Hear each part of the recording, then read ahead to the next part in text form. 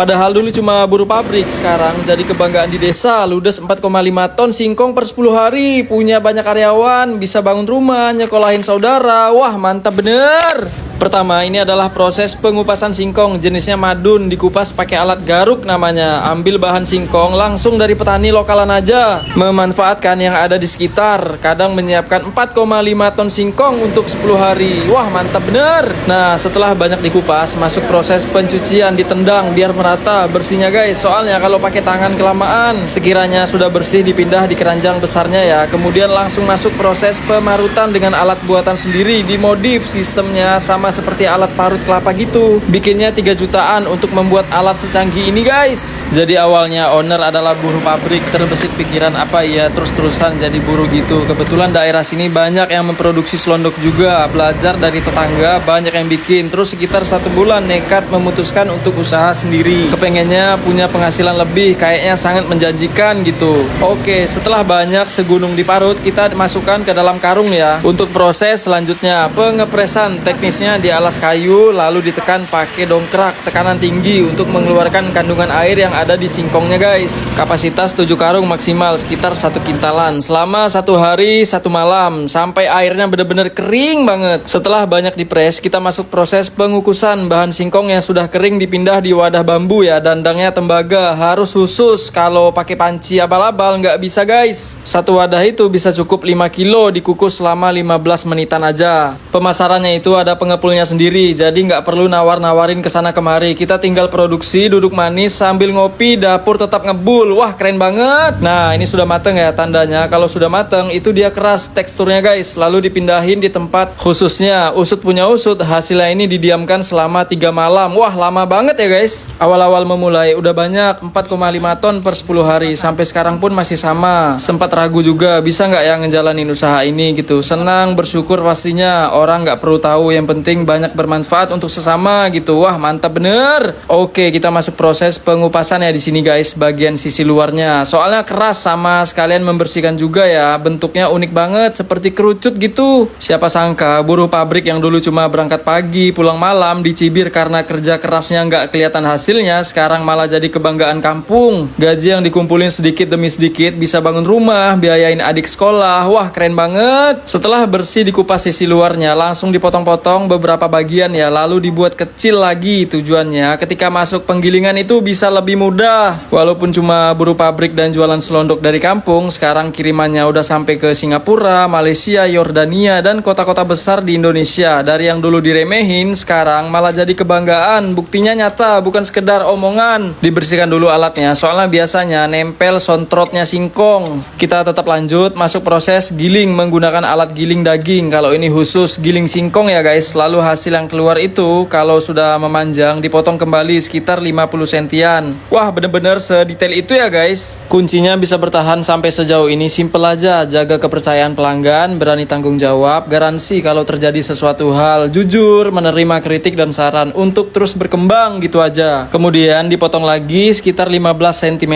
Dipisah-pisahin seperti ngitung uang jutaan rupiah guys. Wah, keren banget. Nah, setelah banyak dipotong kecil-kecil, kita masuk proses penjemuran ya. Diterik panas matahari selama setengah hari, tergantung cuaca juga. Semisal hujan ya wassalam, tandanya kalau kering itu ketika dipotek bunyi suara cetek keras-keras gitu. Prinsip hidup owner selama bisa bantu keluarga, bikin orang tua bangga, dan bermanfaat buat lingkungan sekitar, itu sudah jadi kebahagiaan tersendiri. Nggak harus hidup mewah, yang penting apa yang dikerjakan punya arti dan bisa berguna untuk orang lain. Jika sudah kering, langsung aja dimasukkan ke dalam karung ya. Untuk diproses pembumbuan setelah ini, 1 karung selondok disarsor aja, kira-kira 18 kg masuk, rasa pedas manis. Bumbunya sudah racikan spesial dari sini. Ada garam, cabai merah, bawang putih, gula, lalu dimixer sampai merata guys. Oke, ini sudah selesai sekitar 3 menitan aja. Mixernya cepet kok, langsung dituang ke tempatnya. Kemudian kita masuk lagi proses penjemuran yang kedua selama 5 jam.